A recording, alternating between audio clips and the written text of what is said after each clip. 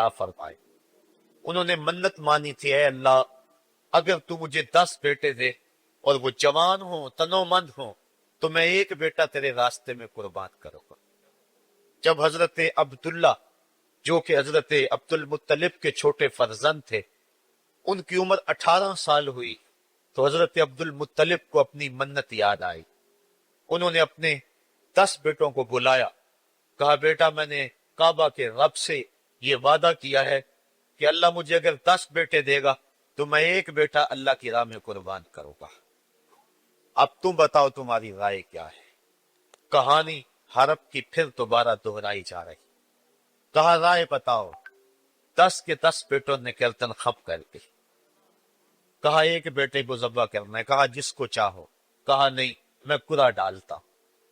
जब कुरा डाला तो हजरत अब्दुल्ला के नाम कुरा निकल आया। फरिश्ते फिर दम बखुद थे, मालिक तूने इसकी पुश्त में अमानत रखी है और आज इसको भी ज़ब्ह किया जाएगा। कायनात पर फिर कोहराम मचने लगा। हजरत अब्दुल मुत्तलिब आस्तीने चढ़ा रहे, हाथ के अंदर छुरी है।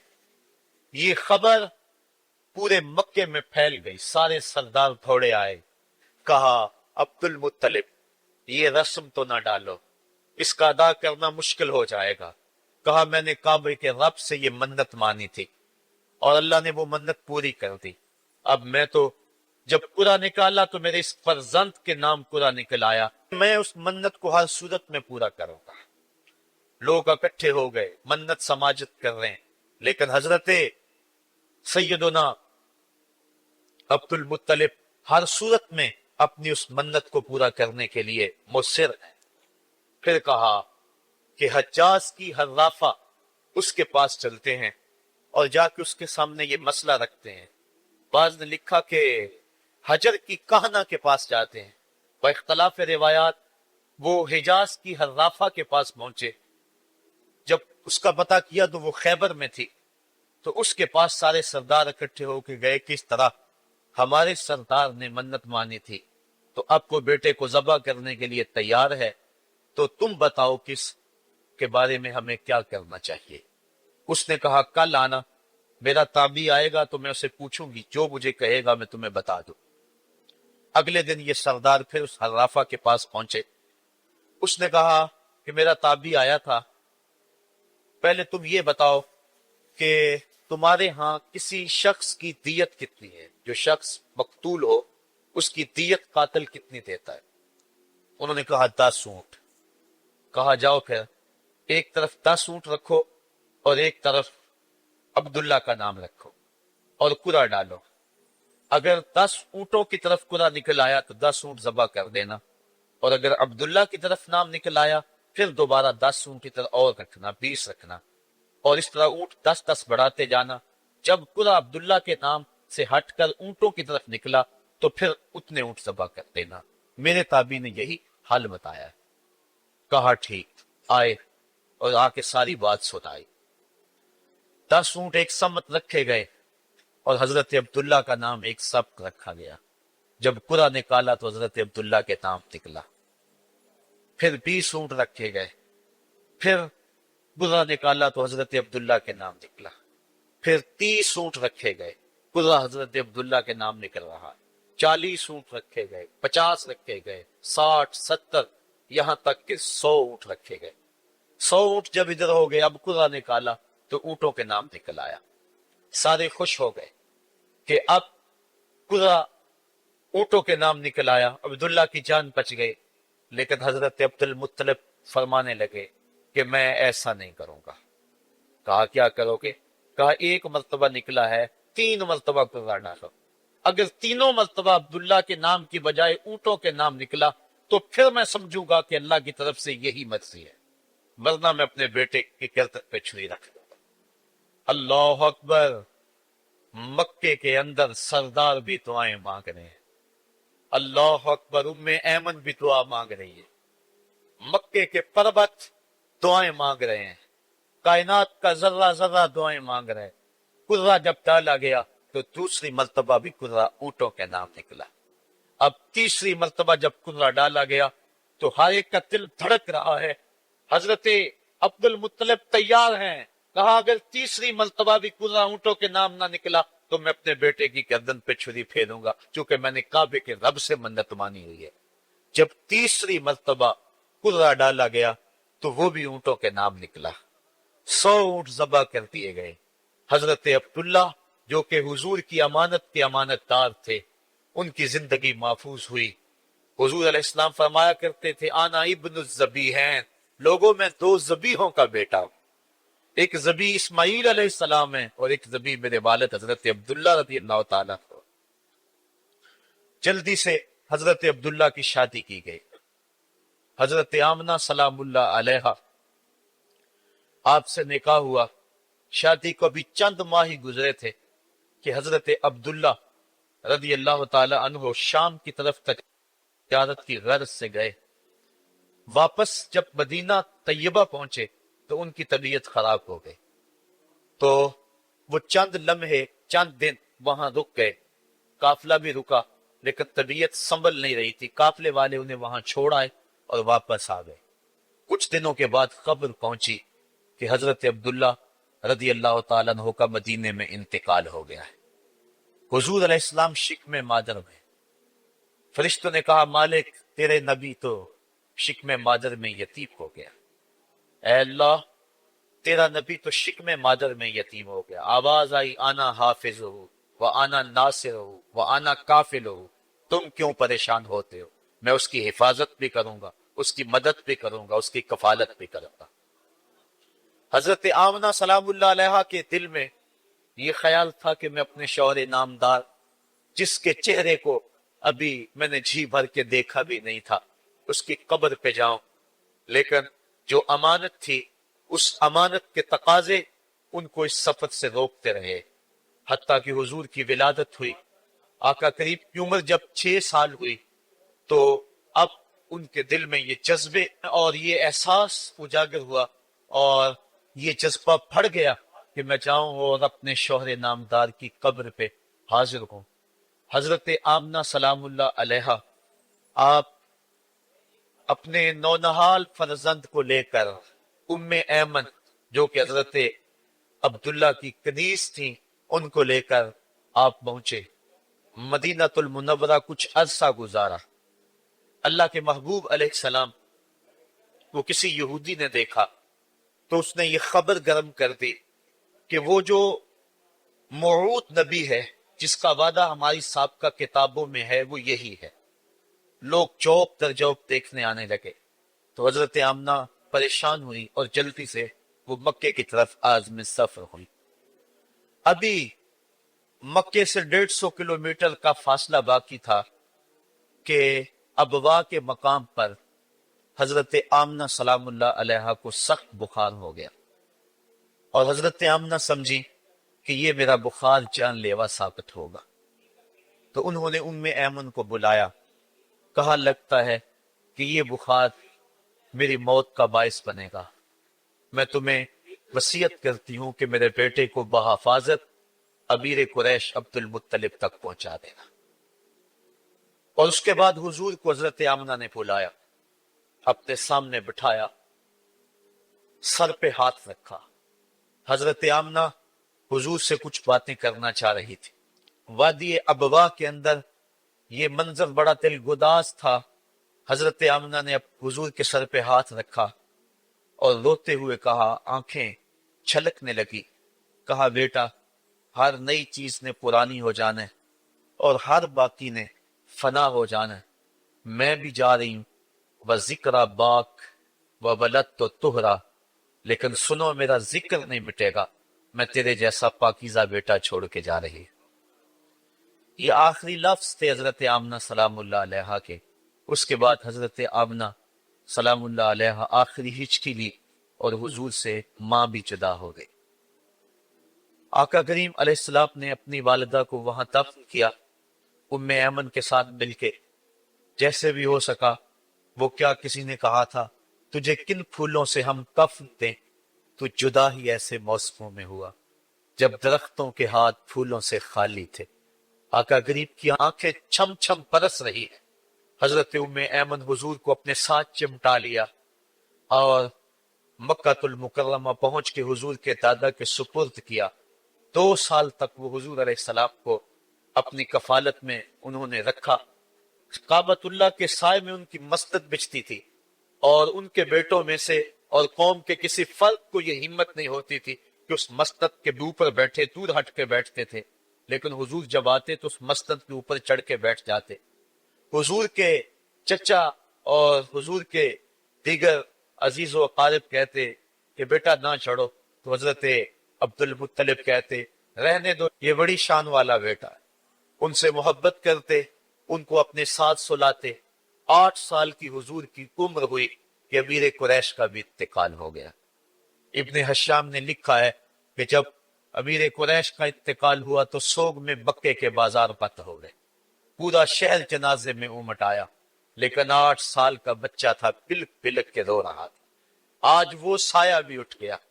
फिर चचा की कफालत में गए और उन्होंने जिस अंदाज से कफालत की और मोहब्बतों का सबूत दिया, वो उल्फतों की एक लंबी दास्तान है। 40 साल की उम्र हुई तो अल्लाह ताला ने हुजूर अलैहिस्सलाम को नबूवत की जिम्मेदारियों के ऐलान और लोगों तक पैगाम हक के इबलाग का हुक्म दिया। आका करीम अलैहिस्सलाम जब पैगाम हक लेकर मैदान में आए तो गली कूचों और बाजारों के अंदर मुखालफतें, नुक्ताचीनियां, नामवाफक हालात के चक्कर और मुखालफतों की आंधियां चलने लगी। अभी आप सुन रहे थे कि हजरत बिलाल हबशी के साथ क्या सलूक किया जाता रहा, किस अंदाज के साथ उनके सीने पे पत्थर रख दिया जाता। हजरत खबाब बिन अर्द के साथ कौन सा सलूक किया जाता रहा, कौन कौन से दुख थे जो रवाना रखे गए। हजरत जुनैरा, उनके गले के अंदर कोड़ा डालकर कोड़े की रस्सी को ताव दिए गए, यहां तक कि उनकी आंखें बाहर आ गई और आंखों की रोशनी जाती रही। अबू जहल बोला, अब बुलाना अपने मोहम्मद को जो तेरी आंखों की रोशनी को वापस करे। जुनैरा ने हाथ फैला लिए और कहा, अर्श के रब, मैं इन आंखों का नूर किया, मेरे बदन के टुकड़े टुकड़े हो जाते, कभी भी तेरे से जिंदगी ना मांगती, लेकिन अब तेरे नबी की इज्जत का सवाल है, मेरी आंखों की रोशनी वापस कर दे। रिवायात में आता है कि अल्लाह ने हजरत जुनैरा की आंखों की रोशनी वापस कर दी। तकलीफें आई, दुख आए। मक्के के चौक के अंदर हजरत सुमैया को नेजा मारकर अबू चहल ने शहीद किया। ये इस्लाम की पहली शहीदा थी जिनका खून मक्के के रेगजार के अंदर गिरा। हजरत यासर को शहीद किया गया। ये हजरत अम्मार इब्ने यासर के वालिद थे और सुमैया हजरत अम्मार इब्ने यासर की वालिदा माजदा थी। हजरत अम्मार इब्ने यासर को तख्ताए सीतम पे रखा गया और उन्हें कोड़ों से उनकी तवाज़ो की गई। आका करीम आए, अम्मार इब्ने यासर दुखों और अजियतों में से 2-4 थे। आका करीम ने सर पे हाथ रखा और कहा, सबरन आला यासर, सबरन आला यासर, इन्ना मौइदाकुमुल जन्ना। कहा, आले यासर सब्र करो, आले यासर सब्र करो, मैं तुम्हें जन्नत का वादा देता हूं। तकलीफें आई, दुख सहे। इस रास्ते के अंदर मक्के की गलियों में हुजूर के साथ जो सलूक हुआ कौन भूल सकता है। कभी कांटे बिछ रहे, कभी हुजूर की राहों में गड़े खोदे जा रहे, कभी ओजरियां डाली जा रही हैं पतने अतहर के ऊपर। अबू लहब अपने घर का कूड़ा उठाकर हुजूर की दहलीज पे डाल जाता है। उकबा बिन अबी मुऐत हुजूर के गले के अंदर कपड़ा डाल के उसको ताव देता है। हुजूर फरमाते हैं, जितने दुख इसने मुझे दिए किसी ने नहीं दिए। अजियतों की दास्तानें रकम हो रही है। आका करीम अलैहिस्सलाम के शफीक चचा भी इंतकाल कर जाते। जब घर आते तो अपनी जौजा हजरत खदीजतुल कुबरा से टुकड़े कहते, वो भी इंतकाल कर जाते। इस साल का नाम आमुल हुस्न रखा जाता है, दुखों का साल, मुसीबतों का साल। आका करीम बहुत दिल बर्दाश्ता हुए कौम से, फिर सोचा चल ताइफ चलता हूं और ताइफ वालों को पैगाम हक देता हूं, शायद मेरी आवाज पर वो लब्बैक कहते। 1 महीने का सफर करके हजरत जैद बिन हारिसा को साथ लेकर ताइफ पहुंचे। उनके 3 सरदार थे, अब्द यालील बिन अमर, हबीब बिन अमर और मसऊद बिन अमर। उनके पास जाकर पैगाम हक दिया। कहा, तुम्हारी भलाई का संदेशा लेकर बड़ी दूर से चला हूं, मेरी दावत को कबूल कर लो। दुनिया में भी कामयाबी, आखिरत में भी कामरानी तुम्हारा मुकद्दर होगी। ये دعوت پیش کی. انہوں نے کہا کہ ہم تمہاری دعوت کو مسترد کرتے. ایک بولا کہ اور کوئی زمانے میں بندہ نہیں تھا جس کو نبوت ملتی، تجھے ملنی تھی. کسی نے کچھ کہا، تانے دیے، دل دکھایا حضور کا. آقا کریم نے فرمایا اس فعلتم ما فعلتم فاکتموا علیہ، تم نے جو مجھ سے کہا سو کہا، تم نے جو میرے ساتھ سلوک کیا وہ تمہاری مرضی. اتنا میرے سے وعدہ کرو کہ یہ بات کہ میں تمہارے پاس آیا ہوں دعوت دین دینے کے لیے، تمہیں پیغام حق دینے کے لیے، اس کو پوشیدہ رکھو گے، مخفی رکھو گے. تاکہ مکے والے میرے دشمن ہیں، اور جب انہیں پتا چلا کہ طائف گئے ہیں تو وہ طائف والوں نے بھی دعوت قبول نہیں کی، تو وہ تمسخر کریں گے، مجھے نشانہ تضحیک بنائیں گے. لہذا جو کہا سو کہا، اپنے اندر اس بات کو راز رکھو. انہوں نے کہا کہ ہم کیوں راز رکھتے پھریں. انہوں نے افشا کیا، بلکہ اوباشوں کے ہاتھوں میں پتھر دیے. حضرت ام المومنین سیدہ عائشہ صدیقہ رضی اللہ تعالی عنہ، محبوب کائنات، کہتی ہیں کہ ایک دن میں نے حضور سے پوچھا کہ آپ کا احد کے دن سے سخت دن بھی کبھی زندگی میں آپ پر آیا ہے؟ فرمایا ہاں عائشہ، جب طائف کے بازاروں میں تیری قوم نے مجھے پتھر مارے تھے تو یہ دن احد کے دن سے بھی سخت تھا. حضور فرماتے ہیں جب میں طائف سے باہر نکلا تو ان کے ہنڈے دو رویا کتاروں میں کھڑے تھے، ہاتھوں میں پتھر، اور میں درمیان سے گزرنے لگا تو وہ میرے پاؤں پہ پتھر مارتے. میں پاؤں اٹھا لیتا تو دوسرے پاؤں پہ پتھر مارتے. پھر میں شدت درد اور احساس کرب سے بیٹھ جاتا تو ان کے دو ہنڈے آگے بڑھتے، مجھے کندھوں سے پکڑ کے اٹھاتے اور پھر مجھے پتھر مارتے. فرمایا اے عائشہ، یہ دن احد کے دن سے بھی سخت تھا جب تیری قوم نے طائف کے بازاروں میں مجھے پتھر مارے. آقا کریم علیہ السلام احد کے اندر جب حضور کے چچا شہید ہوئے، وہ دن بھی تاریخ اسلام کا دردناک دن ہے. آقا کے سر پہ پٹی بندھی ہوئی تھی، آنکھوں میں آنسو تھے، اور بار بار پوچھتے تھے ما فعل امی، میرے چچا کی بات سناؤ. جب بتایا گیا حضور حضرت حمزہ شہید ہو گئے تو آقا کریم ان کی لاش پہ گئے، دیکھا کہ ان کا پیٹ چاک ہے، ان کی ناک کاٹ دی گئی ہے، ان کی زبان کاٹ دی گئی ہے، ان کا دل نکال لیا گیا ہے، ان کی آنکھوں میں نیزے چبھوئے گئے ہیں اور ان کے کان کاٹ لیے گئے ہیں. آقا کریم کی آنکھوں میں اشک تھے، اور آقا کریم ما فعل امی، میرے چچا کا کیا ہوا. آقا کریم اپنی زبان پہ یہ لفظ لا رہے تھے. اور پھر جب حضرت صفیہ آئیں اور ان کے پاس دو کفن کے ٹکڑے تھے، دو کفن کے کپڑے تھے، جب حضرت امیر حمزہ کو کفن دیا جانے لگا، کہا 7 انصاری کی لاش پڑی ہوئی ہے، کہا انہیں بھی کفن دو. میرا حمزہ 2 کپڑوں میں اور اسے 1 کپڑا بھی نصیب نہ ہو. محمد عدل کرنے آیا ہے، انصاف کرنے آیا ہے. اب جب کپڑے پھیلائے گئے تو 1 کپڑا لمبا تھا، 1 کپڑا چھوٹا تھا. عرض کی حضور یہ جو بڑا کپڑا ہے یہ امیر حمزہ رضی اللہ تعالیٰ عنہ کو دے دے اور چھوٹا انصاری کو دے دے. کہا نہیں، میں انصاف کرنے آیا ہوں، قرعہ ڈال لو کس کے حصے میں کون سا کپڑا آتا ہے. اور جب قرعہ ڈالا گیا تو چھوٹا کپڑا حضرت امیر حمزہ کے حصے میں آیا اور بڑے کپڑے میں اس انصاری صحابی کو کفن دیا گیا. اب وہ کپڑا جب حضرت امیر حمزہ کا سر ڈھانپتے تھے تو پاؤں ننگے ہو جاتے، پاؤں ڈھانپتے تو سر ننگا ہو جاتا. آقا غریب فرمایا کپڑا سر کی طرف کر دو اور ازخر گھاس لے کر پاؤں کی طرف ڈال دو. اللہ کے محبوب علیہ السلام اس دن اتنے غم زدہ تھے کہ جب دوبارہ مدینے پہنچے تو حضور کو پکڑ کر خچر سے سواری سے اٹھا کر حضور کو جو ہے وہ نیچے رکھا گیا. سخت تکلیف میں تھے، دکھوں کی زندگی، طائف کے بازار. پھر مدینے کے اندر جب وہ ماحول آیا، خوبصورتیاں آ گئیں، روشنی آ گئیں، آسمان سے ہر دم نور اترنے لگا. وہ وقت گیا جب لوگ پتھر مارتے تھے. اب حکم ہو گیا خبردار، میرے نبی کی آواز سے آواز بھی اونچی نہیں کرنی. خبردار، تم نے میرے نبی سے کوئی مسئلہ پوچھنا ہے تو پہلے صدقہ لو، پھر فقیر ڈھونڈو، پھر خیرات کرو، پھر میرے نبی کی چوکھٹ پہ آؤ. تمہیں پتا چلے کہ کس چوکھٹ پہ آ رہے ہیں، کس در پہ آ رہے ہیں. آقا کریم علیہ السلام اس ماحول کے اندر گھر میں خوش ہیں، آنگن میں خوشیاں ہیں، پھول کھلے ہوئے ہیں. حضرت ابراہیم علیہ السلام حضور کے شہزادے حضور کی رات پہ بیٹھے ہوئے ہیں. حضرت امام حسین بھی دوڑتے دوڑتے آئے اور وہ بھی حضور کی ایک ران پہ بیٹھ گئے. حضور کبھی حسین کو دیکھتے ہیں، کبھی اپنے فرزند کو دیکھتے ہیں، کبھی حسین کو دیکھتے ہیں، کبھی حسین کے ماموں کو دیکھتے ہیں. حضرت ابراہیم اور حضرت امام حسین رضی اللہ تعالیٰ عنہ دونوں کو دیکھ کر اللہ کے محبوب خوش ہو رہے ہیں. فرشتہ نے اذن مانگا، آقا کریم نے اذن دیا.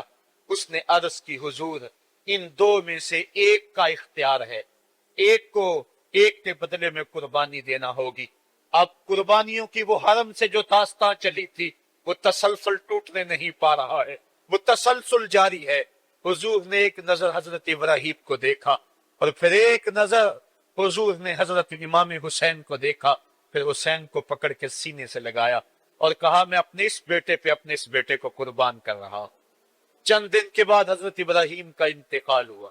حضور کو جب خبر پہنچی آقا کریم کی آنکھیں آنسو برسا رہی تھی. وَأَنَا رسول اللہ تدمان، حضور کی آنکھوں میں آنسو جاری تھے اور حضور اپنے بیٹے کے سرہانے بیٹھے، پیشانی پہ ہاتھ رکھا، کہا بیٹا آنکھیں رو رہی ہیں، دل غم زدہ ہے، لیکن زبان سے وہی کہوں گا جس سے رب راضی ہوگا.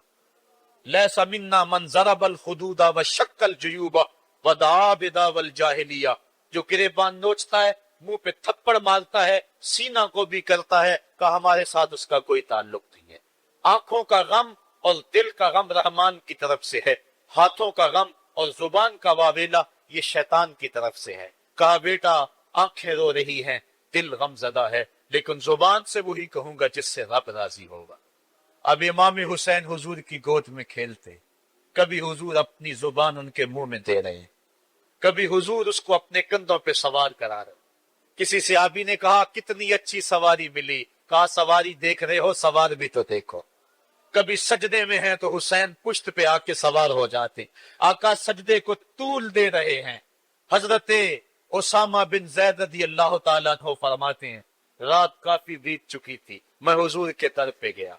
صحابہ حضور کے در پہ چوکھٹ پہ دستک نہیں دیا کرتے تھے، حضور کی چوکھٹ پہ لگ کے بیٹھ جاتے. آقا کریم اپنی مرضی سے آتے، صحابہ دکھڑا کہہ لیتے، کہانی کہہ لیتے، جو پوچھنا تھا پوچھ لیتے. لیکن اگر کبھی حالت ناگزیر ہوتی، کبھی ایمرجنسی حالات بنتے، تو صحابہ اپنی انگلیوں کے پوروں کے ساتھ حضور کے دروازے پہ دستک دیتے. کانت تکرہ ابواب النبی بالاظافر. اللہ اکبر. حضور تشریف لائے، حضور سے حاجت کہی. یہ 14ویں صدی کی مصیبت ہے کہ نبی سے مانگنا نہیں چاہیے. اگر نبی سے نہیں مانگنا تو کس سے مانگے؟ اور کون سی چوکھٹ ہے جس در پہ جھولی پھیلائیں؟ کون سا دوارہ ہے جہاں کشکول پھیلا کے کہیں کہ ہماری جھولی بھر دی جائے؟ اور جتنے بھی سہارے ہیں سبک کرتے ہیں. عزت نفس بڑھاتا ہے سہارا تیرا، ہر آسرا ذلیل کرتا ہے، نبی کا آسرا بندے کو سر بلند کرتا ہے. حضرت اسامہ بن زید کہتے ہیں میری حاجت پوری ہو گئی، لیکن میں نے کیا ماجرا دیکھا. جب حضور گفتگو کر رہے ہیں، دوران گفتگو اللہ کے محبوب کمبل اوڑھ کے یوں ہی آگے تھے. حضور کے دائیں بائیں سے حرکت کا احساس ہوتا ہے جس طرح اندر کوئی چیز ہے. میری حاجت پوری ہوئی تو مجھ سے نہ رہا گیا، میں نے پوچھ لیا. میں نے کہا بندہ نواز یہ کیا ماجرا؟ آپ کمبل اوڑھا ہوا ہے اور اندر سے کسی کی حرکت کا احساس ہے. فکشف، حضور نے کمبل کو کھول دیا. فائز الحسن والحسین علی ورکیہ، تو ایک پہلو سے امام حسن لپٹے ہوئے تھے، ایک سے امام حسین لپٹے ہوئے تھے. کہا یہ میرے بیٹے ہیں، یہ میری بیٹی کے بیٹے ہیں. اے اللہ میں ان سے پیار کرتا ہوں، تو بھی ان سے پیار کر، اور جو ان سے پیار کرے میرے مالک تو اس سے بھی پیار کر. اور ایک دن فرمایا حسین و منی وانا من الحسین، لوگو حسین مجھ سے ہے اور میں حسین سے ہوں. لمحے بیتتے گئے، پھر وہ جاں گداز لمحے بھی آئے جب صحابہ کی چیخیں نکل رہی تھی، جب مسجد نبوی اجڑ رہی تھی، جب حجرہ عائشہ کے اندر اللہ کے محبوب اپنے رب کے ہاں جانے کی تیاریاں کر رہے تھے، جب سیدہ فاطمہ کے لبوں پہ یہ لفظ تھے صبت علیہ مصائب لو صبت علی الارض سرنا لیالیا، میرے اوپر اتنی مصیبتیں پڑی، اگر یہ دنوں پہ پڑتی تو وہ بھی کالی راتیں بن جاتے. حضور علیہ السلام کا جب جسد اطہر اٹھا تو صحابہ کی جو حالت تھی وہ اس انداز سے کہ صحابہ کے کلیجے پھٹ رہے تھے، روحیں قداس ہو رہی تھی. ایک پر ہاتھ اٹھا کے دعا مانگ رہا تھا اللہم اذہب بصری حتی لا ارا بعد حبیبی محمد احدا. اے اللہ مجھے اندھا کر دے، مجھے اندھا کر دے، مجھ میری آنکھوں کی بینائی چک لے، تیرا محبوب تہے مزار چلا گیا، میں نے آنکھوں کی روشنی کو کیا کرنا ہے. وہ دن بھی آئے حضرت سیدنا صدیق اکبر کا کلیجہ بھی پگھل رہا ہے، وہ بھی غم رسول میں رو رہے ہیں، صحابہ تڑپ رہے ہیں۔ وہ اونٹنی، غصبہ نامی اونٹنی جس پہ حضور سواری کرتے تھے، وہ حضرت فاطمہ کے دروازے کے اوپر سر رکھ کے رو رو کے مر گئی۔ جب محبوب نہیں رہے تو ہم نے جی کے کیا لینا ہے؟ کائنات اجڑ گئی، جہان میں جو ہے وہ ہر سمت اندھیرا ہی اندھیرا چھا گیا، لیکن روشنی کے ٹمٹماتے ہوئے چراغ آج بھی روشن ہیں، جن کو دیکھ کر مصطفیٰ یاد آتے۔ لوگ ان شہزادوں کو دیکھ لیتے ہیں اور حضور کی یاد کو تازہ کر لیتے۔